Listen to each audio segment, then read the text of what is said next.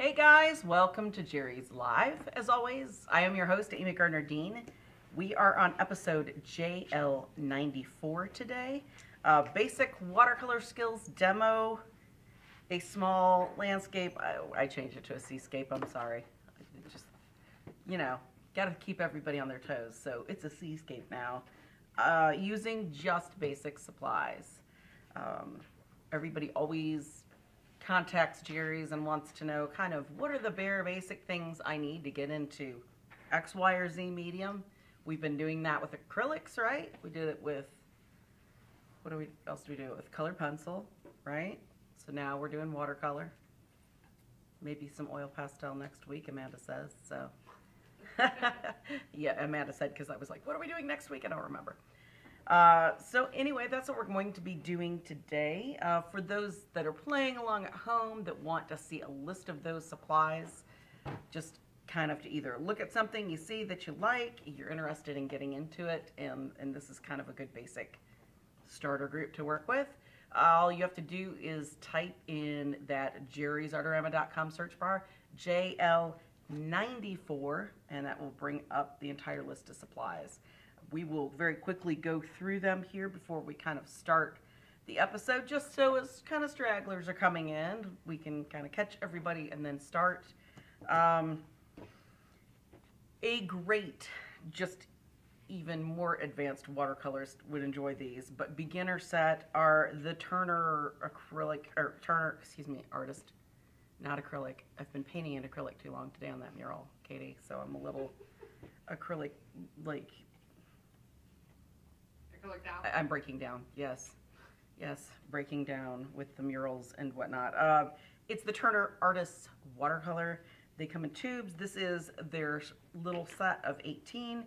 Don't let the small size fool you. I believe that they're 5mm tubes, but Turner packs a huge punch with their watercolor. So with these little tubes, you will get a long, long way. I've got a big porcelain palette at home. With these in it, only half the tubes were used, and I've had it for like 3 or 4 years that I've been working on. So it's something where lots of pigment packed into that. It will last you a long time. The set of 18 is the perfect way to get started in watercolors. It's normally $38.59. It's on sale right now for $19.99. So, I mean, that's the cost of what, Katie? Most student grade pans are 15, 20 bucks.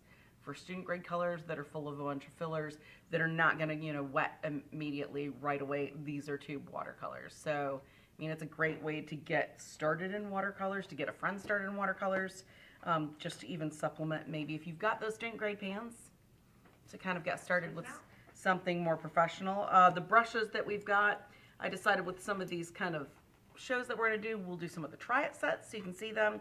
These are the Creative Mark Mimic Squirrel brushes.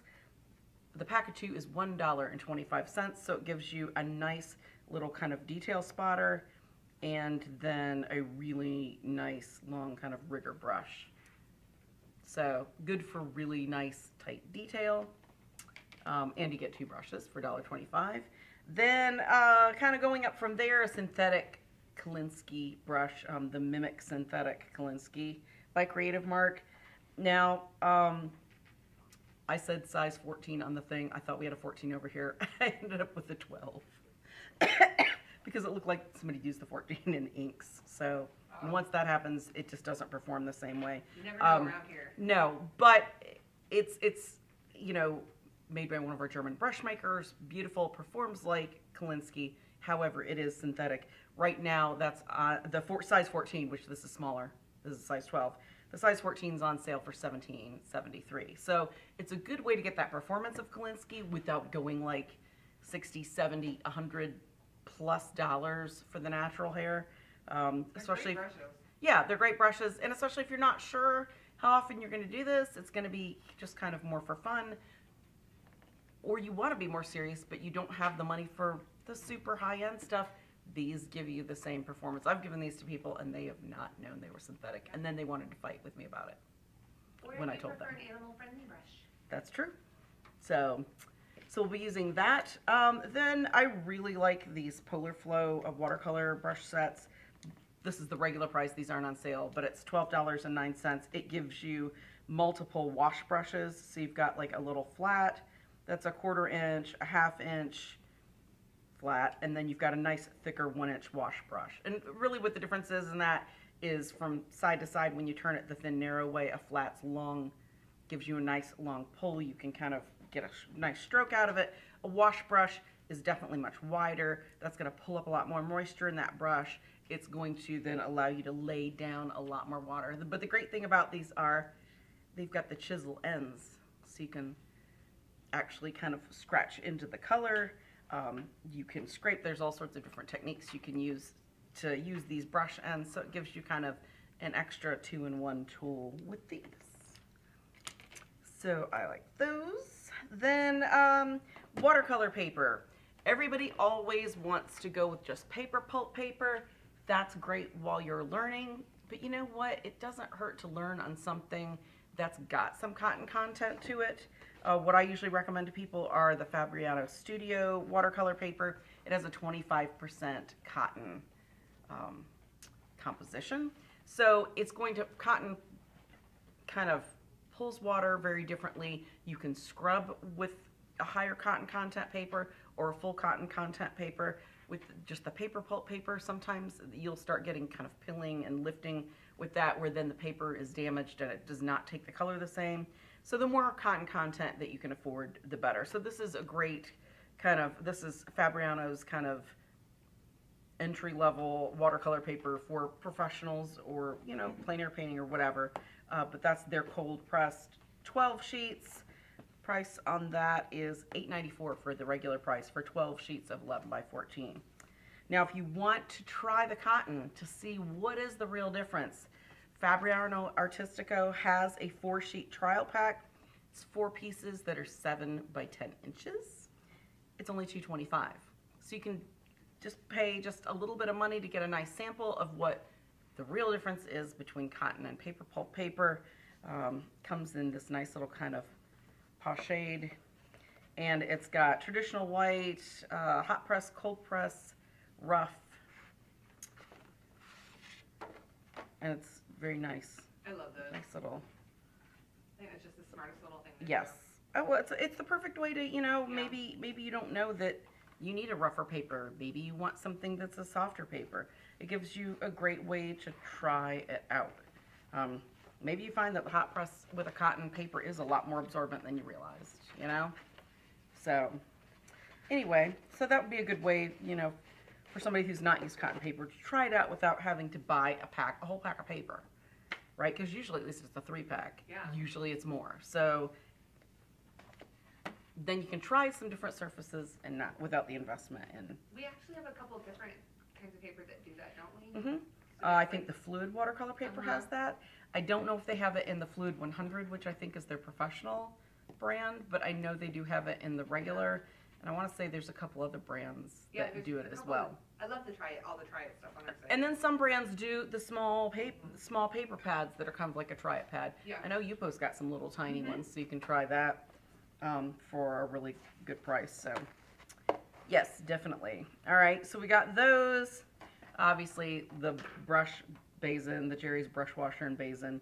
That's something we always have here.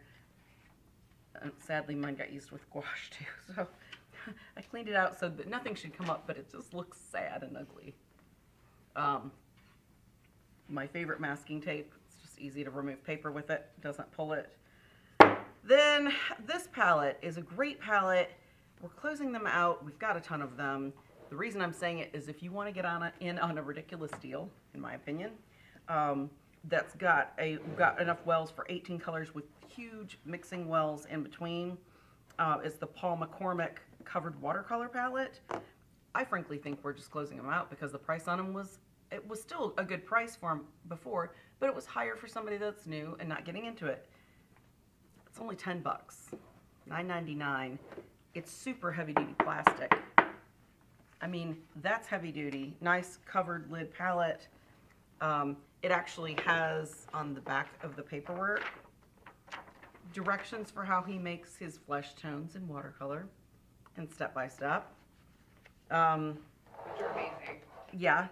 Then you've got 18 outside wells, and then you have these great big nice deep wells for big washes. And he shows on this little thing kind of how he puts them in the wells. And we do have videos if you invest in this palette, it's got the link for the videos that he shows kind of, he actually puts his in the corners and then pulls the color down, kind of like your custom mixes, Amanda. That's where I got the idea, TBH. I love that video. So anyway, this is the palette we'll be using. I'm gonna go ahead and load this up. Well, wait, is everybody kind of coming on and getting on to the show, hopefully? So we won't lose anybody. We're doing our weekly Where Are We From? Oh, yeah. The roll call, I love it. Nice. That's good. Hopefully nobody's had tornadoes or like super bad weather.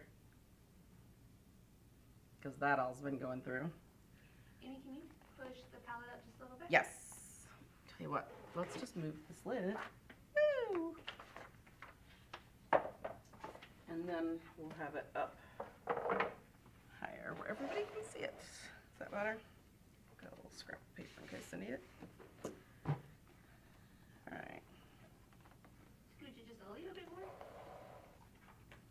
There you go.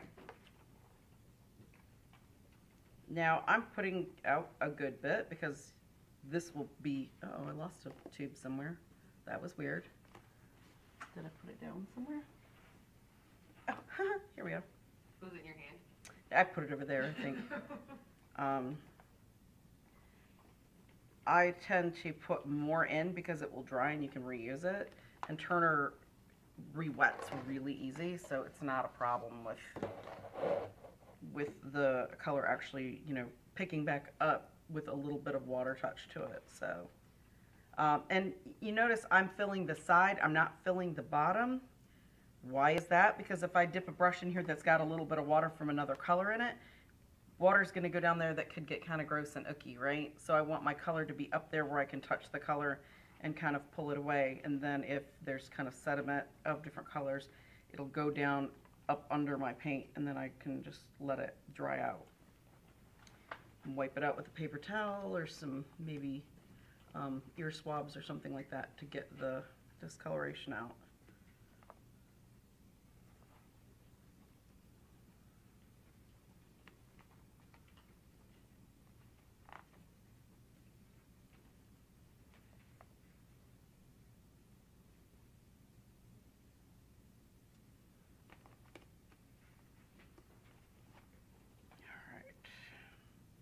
Almost done here.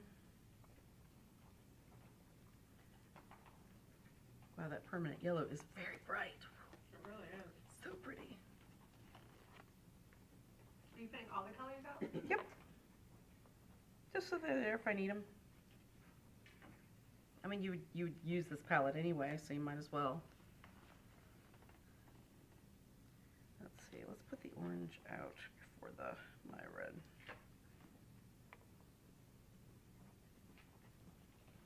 Now, what Amanda would do with this is make a color chart. She would draw out a little color chart and have her little colors in the corners that they're at. Which means that you should too. Because Amanda says. Right, Amanda? Yes. Also, I thought you said Amanda sucks, and I was like, oh. And then I realized. No, you're our lettering and color swatch guru. I do love to swatch some Never colors. you do. You always have lots of swatches around your desk, and it makes me happy. All right. Okay, so that's what we've got going on right there. Got all those colors out, and you can see how nice and bright and pretty and happy they are. Can you say again real quick what colors you put into your palette? Okay, it's just the whole Turner set, right? Okay. The Turner set of 18 has gone in there. There's Chinese white, ivory black. Then next to it, I put burnt umber, burnt sienna, yellow ochre, dioxazine, they say violet, yes, good. Maya blue, which is kind of a really pretty kind of dark, not quite Prussian blue, a greener Prussian blue. Ultramarine blue, phthalo blue, turquoise up here, phthalo green, sap green, Maya yellow, which to me looks kind of like I was thinking it when I squirted it out, and then now I can't think of gamboge. A permanent yellow, a permanent gamboge, which is kind of this almost ochre yellow mix. Permanent scarlet, pyrrole red, Maya red here. So that's the entire set there. Okay. So we've got that. We will pull all this over. Just trying to see to get this in the camera shot there. Oops, that's gonna be hard to get. The palette is big, Katie. It is. You turn it sideways? I could put it up. I can zoom out though. Okay, yeah, that's probably gonna be best, quite honestly. All right, good. Hey, Amy. Yes. Do you talk about the difference between tube and pan watercolors in the original watercolor pigment episode? I believe that we did because we showed, I mean, it's been a while since that episode, but I mean, I think we might have been over in the other building when we did It that might have episode. been the after party. I feel like I remember it being in the after party because we were talking about the difference. Like for some reason, America prefers one and Europe prefers another. Like for some reason, people over here like pans and people I over feel there like I remember that episode, Yeah. so it couldn't have been an after party. I feel like I was there for that. Yeah, what is the original episode for the watercolor, just so I can say it? JL12. Okay, so JL12 was our original all about watercolor, and we went through every brand, All didn't of we? them. All of them. We might have just been over here when we did I think it. we just gotten over here. So, and then we've got an after party with that as well. So if you watch the show and you don't have a copy of the document that's got all of the links to it, you guys paste that at the beginning of the top of our shows on both YouTube and on Facebook, guys. So it's got two different versions of that document. It's got the chronological from 1 all the way to now. Then it's got the easy, much easier. If you don't want to have to look at a bunch of stuff you're not interested in, you can go to what the medium is. You can go to shows that have guests if you enjoy guests. It can go to, like if there's demos, there's a whole demo section, all that good stuff. So it's two different ones. The links are right in the document. You can click on them and they will take you right to the shows. Now, just so some of you know, some of our shows were only done on Facebook early on, right? We didn't pick up That's a good YouTube point. until the end of this last year. However, and people are always like, they contact me and they're like, but I want to watch it, but I don't have Facebook. You don't have to have Facebook. It's set for public. So although there might be an annoying thing that pops up that says sign in to see more, just click that out, close it, and you'll still be able to watch the video. So you can still see those shows if you don't do Facebook. So those are all there for you. All of these topics we've covered at one time or another already. Now we're just kind of going in and breaking it down to the smaller nuances. So, you know, definitely hit that and kind of see what's going on. So, and some people don't realize I don't have to give you permission to see it. You can see it. I can't give you permission beyond that because that would give you permission to alter it. So there's no need to email me with asking for permission because if you've got it open, you already are seeing it. So, all right. Now, something we've never really covered about this and kind of to learn how watercolor really works. And it's something that seems like it would make sense, but it doesn't. It performs very differently than other mediums, okay?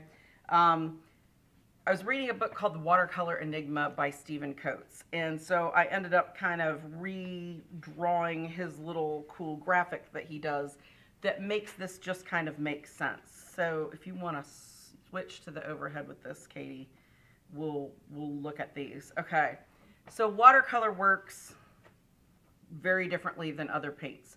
Other paints are in a binder, you put it on, it pretty much stays in that same area with the binder. Yes, Katie? You want to push it more towards the center and I will zoom in a little Zoom bit. in all the way. Okay, there we go. Is that better? Push it up a little bit. Da-da-da. There you go. Ta-da. All right. So what you've got are pigment particles and water molecules, right? So the orange here, which in retrospect, why I didn't use blue, I don't know. And I knew Amanda would be like, what? Just because I'm sorry, Amanda, I'm gonna apologize to you now.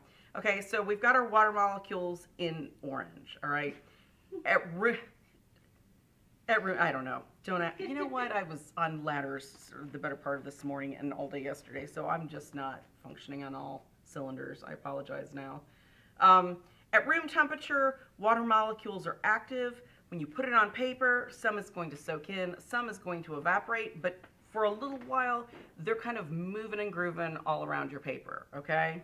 And especially if you don't, you don't have your paper taped down and stuff, you may have more moving and grooving because your paper could, lift slightly.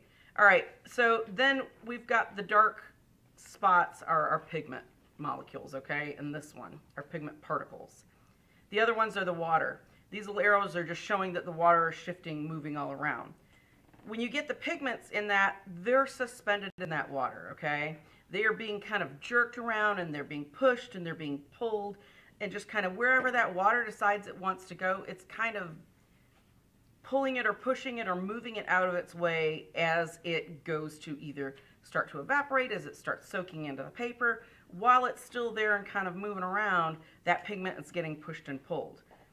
So you've got whole surface movement going on there, right? So then, as the evaporation increases, as the water soaks into that paper, which is going to happen at varying degrees if you've got, paper pulp paper versus cotton paper, and depending on kind of the sizing, you're going to have it kind of work in whatever way that paper works. As this evaporation increases, the painting starts stopping. The particles stop moving, right? The energy slows. It starts coming to a standstill on your paper. Now, this is kind of that magic part where all of us are like, oh, I don't like what that looks like. Or you're like, that's not dark enough, or whatever. He calls it the magic 2-minute mark. If it's more humid, it might happen slower, more like 3 minutes. If it's really dry, it might happen more in 1 minute. But on average, it's this magic 2-minute mark where the water is going to start soaking in and evaporating, and the pigment particles are going to kind of start to come to their final resting spot. And that's when people always take that brush loaded up with more paint and water really quick, right? Quick, if it's not dry yet, I can fix it. And you put it right in the middle of there, right? And then you go to kind of move it around. And then what happens? Suddenly you just added activity again, right? This is slowed, this is settled, this has come to a halt. You're trying to touch it up, you're trying to darken it up, and all of a sudden you're adding energy again. And where's that energy gonna go? What happens when you drop a little bit of ink in water, right? Outward. It flows outward, and that's what's gonna happen with your water and your pigment. And I'm only saying this because this is something that seems like it would make sense, but how many people really think about it? I was like, yeah. Okay, so the water movement is going to carry the pigment out. See, our little orange particles, the water's kind of pushed it out, and then all of a sudden, the water has dried, and you're left with this nice little bloom, right, of pigment. Has anybody ever done watercolor and seen that? They have like this one little spot that looks lighter than the rest. It's because you went back and touched the brush. Dun, dun, dun. Bad artist. Okay? So just keep in mind this thing that he says. Now he's saying after that 2 minutes, just leave it be. Don't go there. Now you give me cough. Went down the wrong pipe. I know. Mine is just sympathetic coughing, I think. After that 2 minutes, there's other techniques you can use, okay, guys, to lay water on carefully over another color without disturbing it. Those are kind of things as you start getting into painting that you can kind of pick up and go from there. 2 great books, and I showed them last time that we did something with watercolor, and I don't even think it was all the way back to 12. Encyclopedia Watercolor Techniques by Hazel Harrison is really cool and has some step-by-step stuff. The Watercolor with a U, because I'm sure he's British, Enigma by Stephen Coates. That's got some great start-to-finish projects, and then he shows you a fancier painting of that same project, like at the end. He's the one that goes into the scientific explanation. It's really cool. It makes a lot of sense. So, anyway, That being said, we're gonna play with color today, and just FYI, this is my Achilles heel of art supplies, isn't it, Freda? A little bit. Yeah, this is my, like, so far out of my this makes doing journaling with Ophelia my comfort zone, which that's not even, right? So anyway, that being said, You can do it. it's fine. We're gonna just play with color. So we got this little kind of lighthouse dealy bob here. That's an Ophelia-ism for you right there. Dealy bob. It's fine. We're just gonna play with colors. Yep. You know what? If you get stuck, you can just pull Amanda up there to help you. To make a bigger mess. Yeah, how you doing, Amanda? To make a bigger mess. I'll just have you letter something fancy I'll across just it. letter A over nice where you messed saying. up. That's right. Yeah. And then no one will know the difference. I like that idea. All right. So, especially when you're using new colors and then you haven't swatched them, so you're not quite sure how vibrant they're going to be with what heaviness, I've got a piece of paper up here just so I can kind of touch it to that. I had another scrap. Where did it go? I think it's under here. It disappeared. Wow. I don't know where that scrap of paper went. Here it is. All right. So I'll have it to the side so I can tell. Better to touch it to some scrap paper than to like put on way too much pigment or not enough where then you're building it up and then you're doing what? Making that grody bloom, right? Oh, every time I do watercolors, I have so many, like, everything around, I have a halo around it. It's just, you go through things of paper towels. Things of paper towel. Is that the technical term? It's things of paper Things of towel. paper towels. All right. So what Easy. I think what we'll do first, I'm going to put this up here because we don't need those colors back there quite yet. We are going to work on the sky first. And by the way, I almost have the colored pencil thing finished. I just am trying to figure out how to do the highlights in it. The beach. Yes. I'm going to touch some. Of course, let's get some water out here. Maybe we're gonna use this so we're not here all day. I use that brush for everything. Yep. That Polar Flow is a good all around. Yep. Yes, it is. Can't mess it up. Okay, so I'm gonna get some of that permanent lemon and just a touch of the. I don't remember which one it is. Can you Kermit scrunch Scarlet. everything just a tiny bit forward? Tiny bit. There you go. Okay, perfect. All right. So, and you want me to tell you what? Let me move this. I'm gonna have that palette by the end of this week. Might have to fight. Maybe Well, not that exact one. so you might have to fight before, but I've got the new pants that I just made the other day, so I don't need this. All right. Okay. 'Cause I will take that exact She's gonna.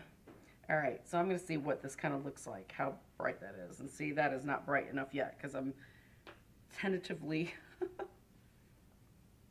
I'm known for not bright enough color, not fast enough, so that's why we're gonna do this and see. Need more yellow in there. Okay. Okay. So that's got kind of some of that color right in the sky there. I'm going to leave that and make a little more yellowy wash over here. Because I'm going to use both of those to... If we have questions, go ahead and fire them away because I'm just going to figure this out on the fly, Amanda and Frida. Does the cotton content in paper help with buckling? No, that doesn't have anything to do with that. That's just the water being added to it. What it has to do with is the longevity. It's even though most papers that are thank you. Most papers that are paper pulp are going to be acid free. They still are going to be more susceptible to breaking down over time. They're not going to be able to be scrubbed. they don't have the complexity of the internal and external sizing to the degree that something like a cotton paper has, okay? Those are your monitors picking up the color pretty good? Because I can see Yeah. it here, and that monitor is still so washed out. Yeah, we okay. can see it. Okay, good. All right. 2 quick questions.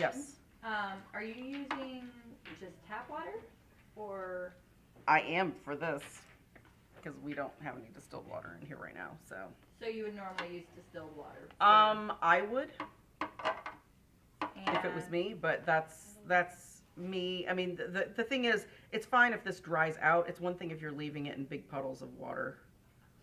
Yes. And The what was other question is, does Turner's use gum arabic in their paints? All gum arabic is the binding medium for watercolors, so Turner definitely uses that. All right. Now Do you think a sponge or a paper towel is better, or do you think both have merit? those are things that different techniques work well with some than others. Just like if you had a specific paper towel brand, a generic one might not work as well as something like Bounty or something like that. So it's one of those things where test and try, see what works for you. I'm just kind of slapping this on almost like doing water. I don't have the patience for water, and we don't really have the time to wait for the water. So I'm working while I can feel that it's very wet.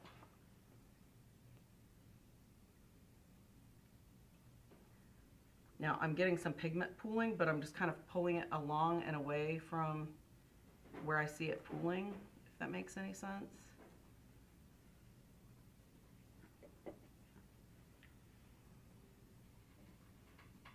All right, can everybody see kind of our first little bit of color laid on there? Yes, no, maybe so. Yeah, you can see it. Okay. I can see it here, but that monitor's just not.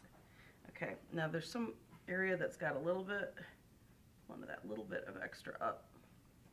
Almost using that brush, I've kind of wiped the excess on my shirt.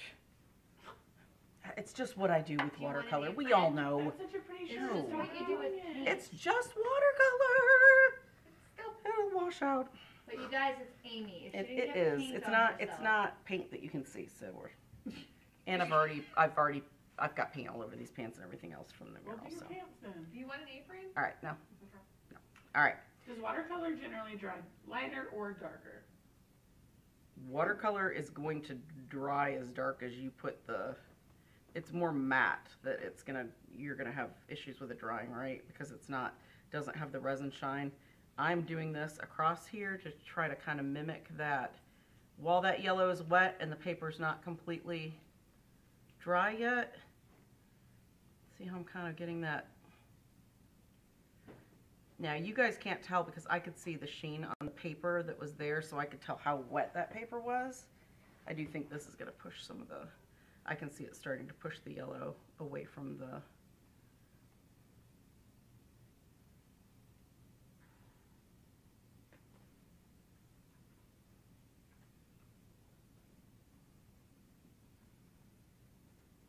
Yeah, this stuff will come out in the washing machine, guys, the shirt. It's not a, it will. I also sometimes think that, but you're probably better knowing that. All right. So we're gonna let that sit and dry and see kind of what happens with that. Now we're gonna work on a different place because while this is wet, we don't wanna be working right up to it unless we don't mind it kind of blooming from one end to another. While it's still a little wet, I'm gonna go along this bottom cloud here. It's got kind of a,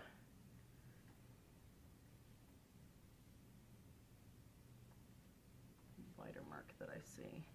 So I'm kind of catching dry paper and then wet paper, so it'll kind of hopefully pick up into the wet.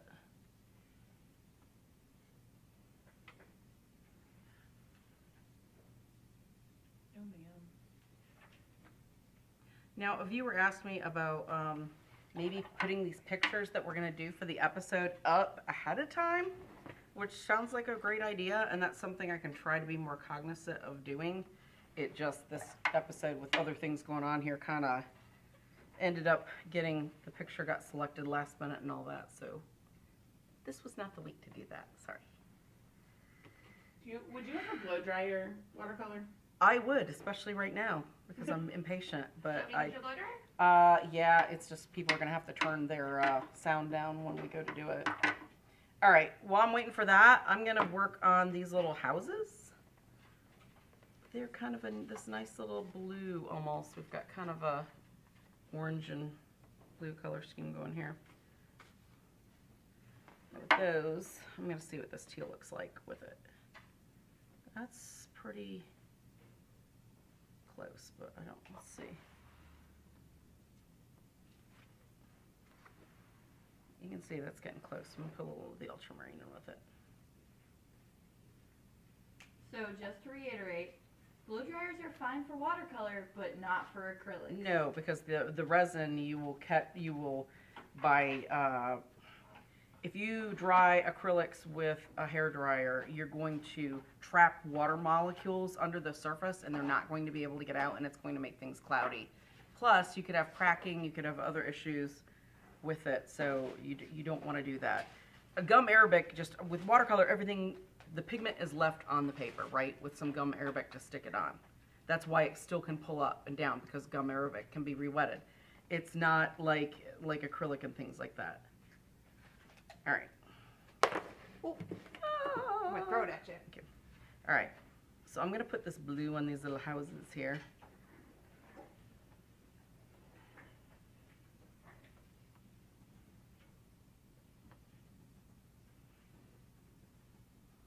And that's, I guess that's about as dark as that really is.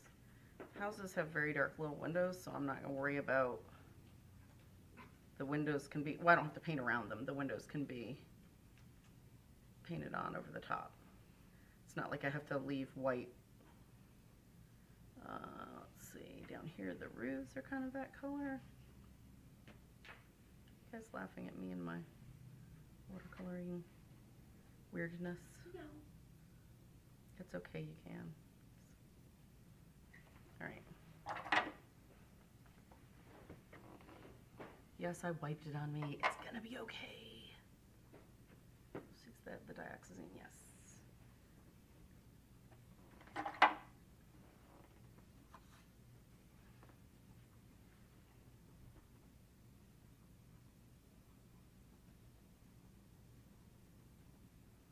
Okay, so I'm getting this kind of the same color as these blues. I'm going to steal a little pigment because that's a little dark.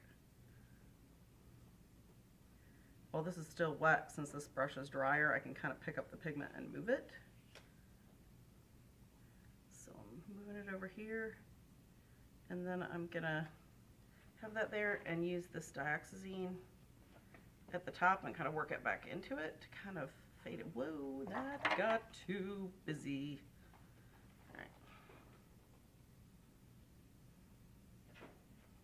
There's a little shadow on that house. And then the one behind it has much more dioxazine. Hey, what pencil did you use to sketch?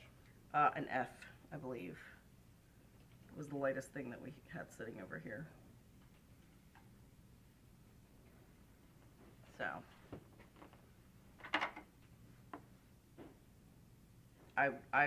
Whenever I'm drawing something in watercolor, you know how I usually use ink, but if I'm going to draw something in with watercolor, I always use either an F or like a 2H or an H. What's the shelf life of a tube of watercolor paint? It just depends. If it's not been crimped well or the lid's not been put on well or whatever, they can harden. The beautiful thing about it is it's not like oils and acrylics. You can cut it open with an X-Acto and use it like a pan watercolor, right? Which is kind of cool. Would you consider Turner's an artist quality? Yes, it is an artist professional quality. It's got a nice high pigment load. I'm barely putting any color in this because I'm so worried about it taking off and having a life of its own. Oh, this is really hard to see on here. It looks very faint. All right, so we got the houses. Okay, it's kind of dry along that line, so let's work on clouds. Now, for these clouds, I'm gonna, it's got that kind of little bit of orange with it. I'm gonna try a little burnt sienna with the violet and see what that looks like, just out of curiosity. Yeah, I like that. That's nice. You can see a little bit of orange, but without the...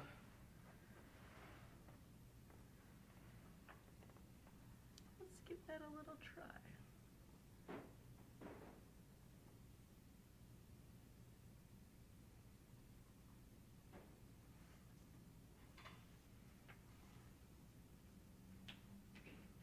Okay, let's see how this is much lighter. I should have probably tried it on the paper itself.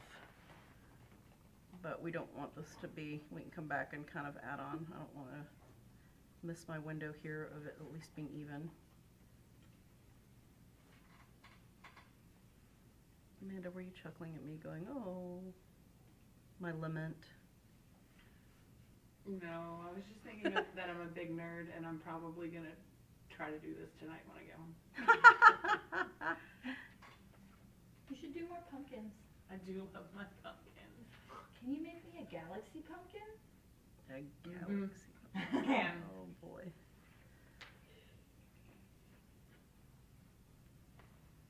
All right, it's starting to set up, so let's get this on here and kind of.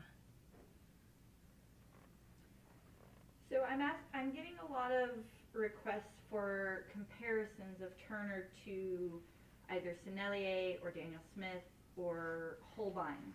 With the watercolor show that we did, we went through all the brands. We had all of them. I think we tried all of them in the after party, didn't we? Mm-hmm. So we talk about all that different stuff from student grade on up. So I mean, it's pretty all-inclusive of information.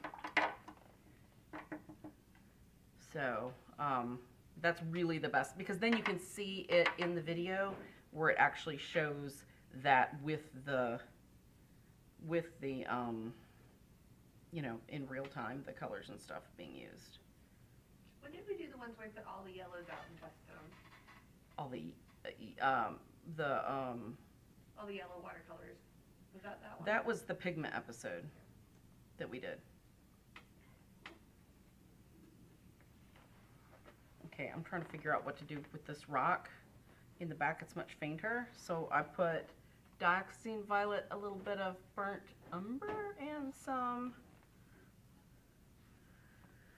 black. I'm gonna put a little bit more black in. And again, if you're just tuning in, we've got a document that's got all the shows that we've done, and we're talking about with the watercolor episode that we did, it was JL12, and it's got an after party on YouTube as well. I'm trying to find it. It may not. And it's one of the old, oh, you're trying to see if it did have an after party? Yeah. I can't remember. It's not on my list, but that doesn't mean I didn't miss one. I'm looking at it right now. Okay, I can't remember. We've done so many of them. I know that we did I think we used all the watercolors so you could see them being used. Okay, so when you're doing this, you want your kind of back in the back needs to be less saturated and softer, because that helps kind of with it falling back. In the front, as you get further up, more saturated, brighter, bolder. That's typical for landscape stuff. All right, so that's like that. So we need to darken that up for our rocks up front. Let's try to get our rock in our...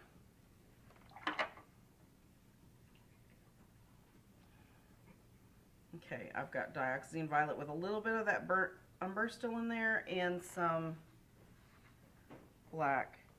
And it's still not dark enough, so... But I'm hesitant to add a lot for fear of overdoing it here.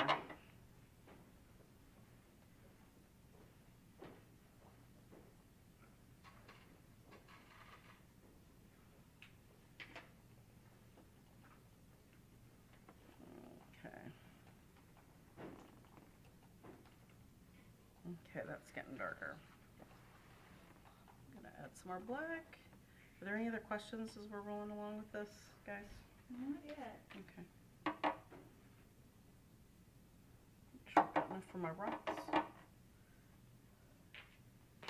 Alright.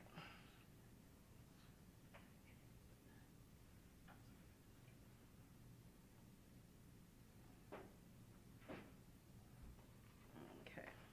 That should be darker. Alright. So I'm gonna do the little, I'm not gonna do the lighthouse yet because it looks like it's still wet up in here, and I do not want to add that with it for fear it will kind of go pulling out. I'm gonna go right up to the base of that house though.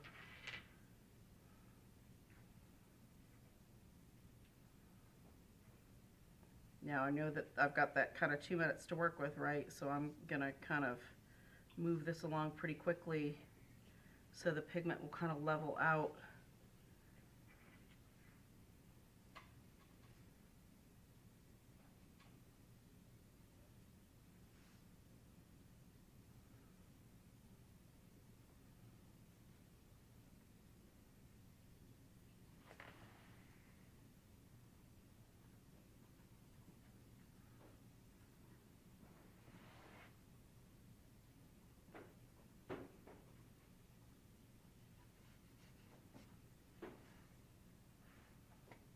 Okay, you can see that starting to.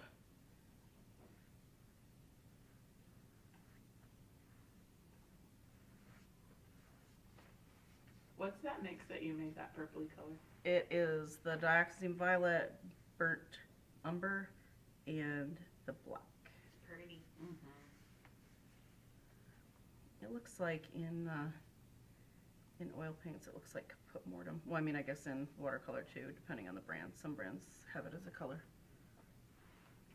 So if you were doing the sky, or any larger area, when would you choose to do wet on wet versus wet on dry? You could do that. I was saying kind of at the beginning that I could have wet that down. It's harder for me to control. If I wet it down first, we would have had to sit and wait for a little while to get it to a point of where there wasn't that extra shine kind of on it. So that's why I just did it. Since this is such a small piece, it wasn't as big of a deal to just do it wet on wet. The bigger you go, usually you have to do kind of more wet on wet work with a large area. Also, it's going to be way, like, fuzzier if you get wet on wet. And Yes. Well, yeah, it depends. if that's what you're looking for. Yeah. Well, it depends on the paper tooth and the color and, you know. But you could be using bigger, bolder stuff. All right, so we got that in there. I feel like we should dry it because I'm kind of left with not a lot of options for how we doing on time, Katie. About 10 minutes left. Okay. Hair dryer should be working. You know what? We can do the clouds up in the top here. I did this one section and then forgot that poor little guy right. Oh, I think it was too wet there. All right.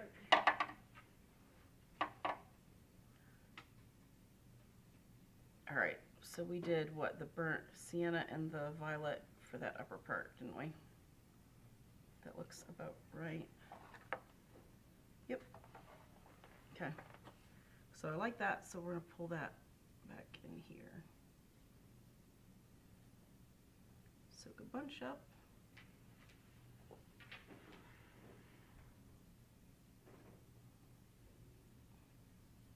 It's funny, I've not worked on paper that's got paper pulp in it for some time, and when I put it on, I was like, that doesn't feel right, because I'm just not used to the how it takes. Well, it takes a minute for it to start soaking in, where cotton like immediately grabs on, and it just kind of took me by surprise for a minute. There's a 5-second delay. Yeah, kind of like that. Okay, that's got way too much right there, so let's see if we can use that to pull it over. Okay. Ba-da-ba-ba.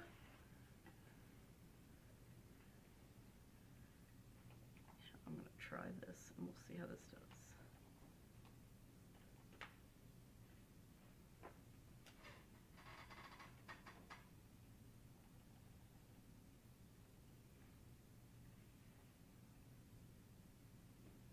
That's one of the reasons I love that brush. You can get those big washes, but still that. Oh yeah, tiny point. It makes a huge difference. Okay, I'm starting to kind of push the clouds in here. See, that pigment kind of is wanting to go extend to that pocket. Since that's wet enough, I can kind of pull it and move it that way. We'll probably have a little settle there.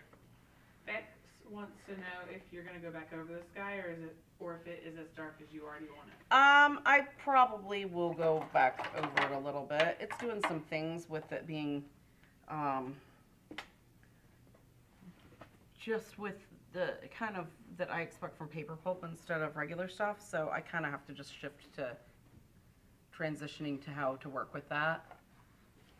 It is a difference, and it's like the difference between if you paint in oil on cotton and, you know, like a really very industrial basic weave, whatever, and then you try linen. It's you kind of pick one and stick with it, and then when you go back to it later, you're like, oh yeah, okay. This takes a little bit different painting skill, you know? And you can see here that this is kind of pocketing in these areas. Part of this is because the paper is kind of buckling some, and part of it is just kind of in how we're pulling that along. All right. Let me give this a quick dry while we're... Uh-oh, I don't see the... Oh, you plugged it in, Katie. You're awesome. I was just like, ah, you're so clever. Let me see if there's a lower setting. Yes, all right. Hopefully that's not picking up too loud for the mics, guys.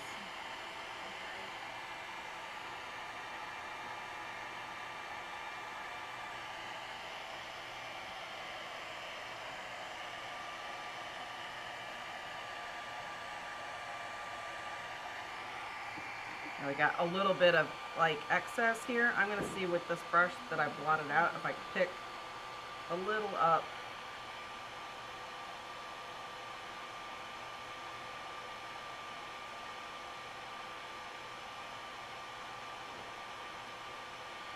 Just to lighten it some. It's kind of cooling excessively dark. Can you guys hear me over it with the audio?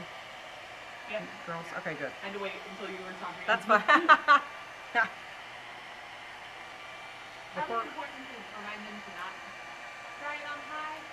huh? Probably important to Yeah, okay, so when you're doing this, if you've got big washes and pigment and it's still really shiny as you're working, you do not want to turn it on high, because if that's an active surface that's got a lot of movement with those water molecules, what is that going to do to the pigment that has not settled down on the paper? It is going to move it. fly. That's why, even with this, I can see it starting to, that's why I've kind of come off of it, and I'm not right over the top of it. I mean, you could get some cool techniques if you want to just put it there and turn something on full blast. It's almost like using salt, but instead you're using kind of the power of the air with the movement. But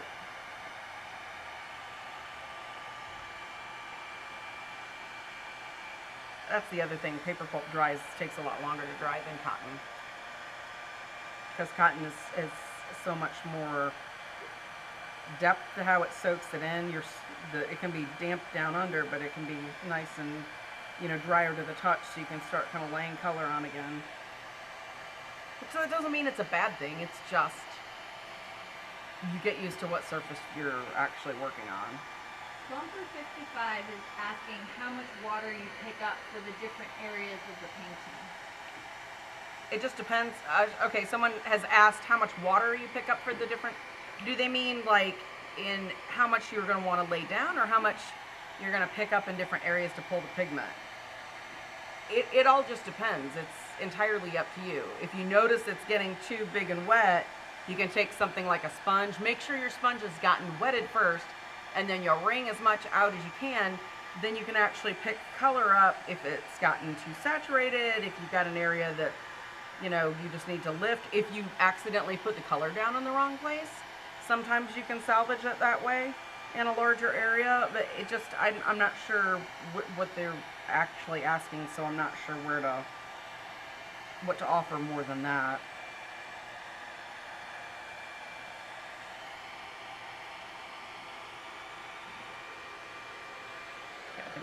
enough to. He's asking how wet the brush is before you add the pigment. It depends on how saturated you want that color or how diluted you want that color. Because the more diluted the color, the more water it's going to be in there. The more saturated the color, the less water is going to be in there. And it depends on if you're trying to mix a really large area. If you can see in this little pool here, knew I was going to go larger. It's better to mix more than not enough to be able to make sure there's enough to cover that. But for something smaller, I was just going to mix a small area just and test it out because there's no reason to mix that extra. So you have to play around with it. That's why it's good to have scrap paper. If you mess paintings up and you're not going to use them, take the back. You can still put color over the back to see how that works when you're going along. You can actually take the front and learn to glaze and layer color over existing color. It's not that it can't be kept and used as a working tool. It doesn't need to go to the burn bin or stomped on. Not that I've ever not done that, but just it's a valuable teaching tool. Keep it if you've got the room. All right, so let's see. We've got a little lighthouse thing. I think it's dry enough to put that on there. Do we have any other questions? Let's go ahead and get the questions in since it's getting close to kind of the end. Not at the moment. Okay. Well, if you've got any questions, go ahead and submit them now. And this is. You want to tell them about the other YouTube? Yes. options Okay. and So. portrait contests while they're asking? So if you're watching this on Facebook, you can catch the show on YouTube as well. Okay. If you're the biggest problem with YouTube is I can't go back and answer questions live that were left live like I can with Facebook. All right. So that's something to kind of let the YouTube people know that can be an issue for me.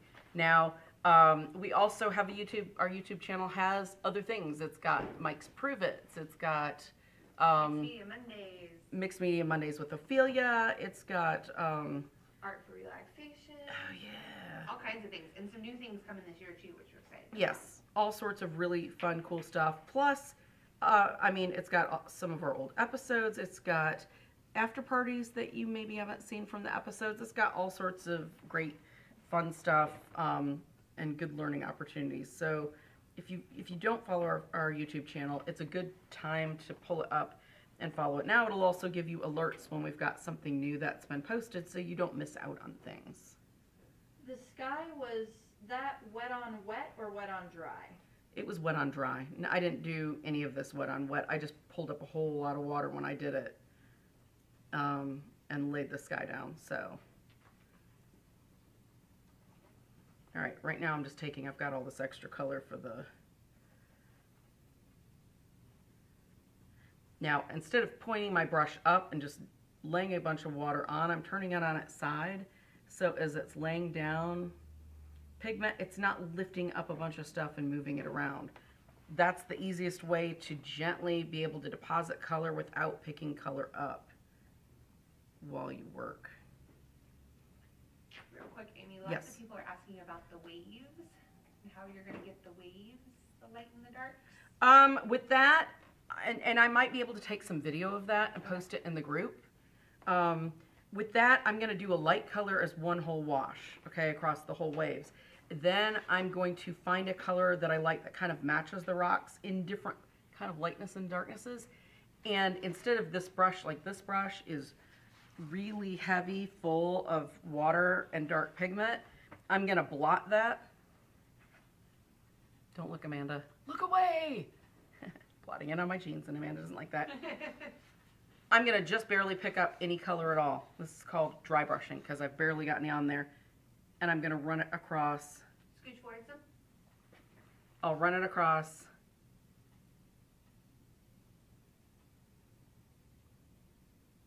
And do kind of in the areas that it's at. I'm not going to make every single stinking little wave, okay? But I'll pull some different stuff across.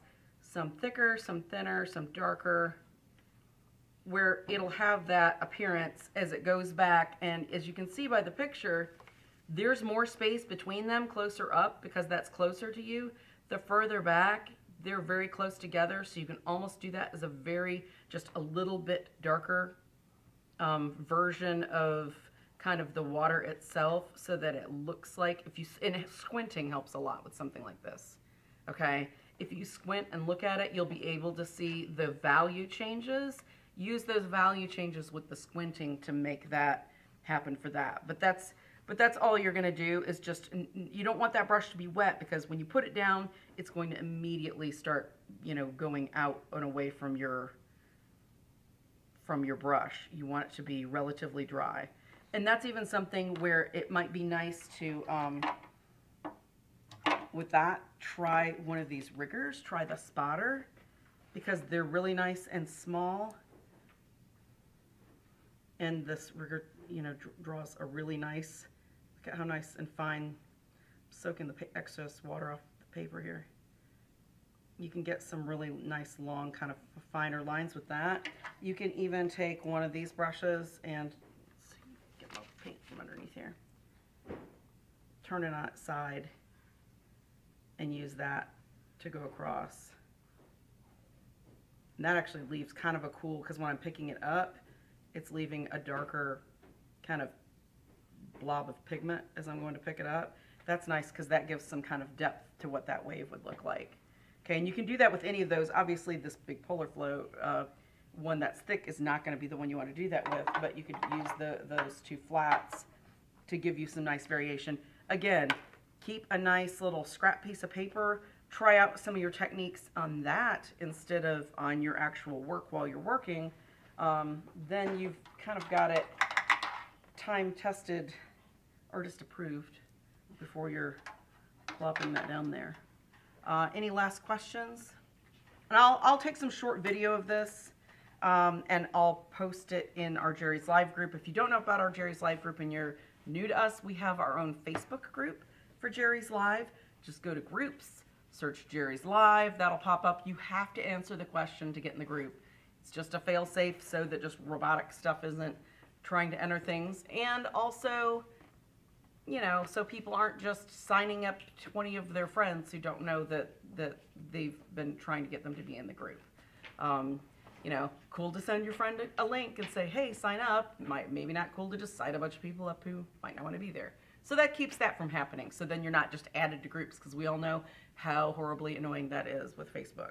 So, so in that group, we share all sorts of stuff. I usually post artwork that was done, because we obviously can't finish something in an hour here. So I'll post the finished work in the group, usually a week to week and a half after the show has aired. We also, people ask lots of cool questions. We get feedback. People troubleshoot their work. I'm having problems with this or that. And so people can check it out. And, you know, it's a great place to get feedback. And we've had people that did their drawing challenges and been posting drawings. I loved that. And getting feedback. And so that's been really fun and cool. And thank you guys that are doing that. I love it. All right, guys. Thank you for watching and have a good evening.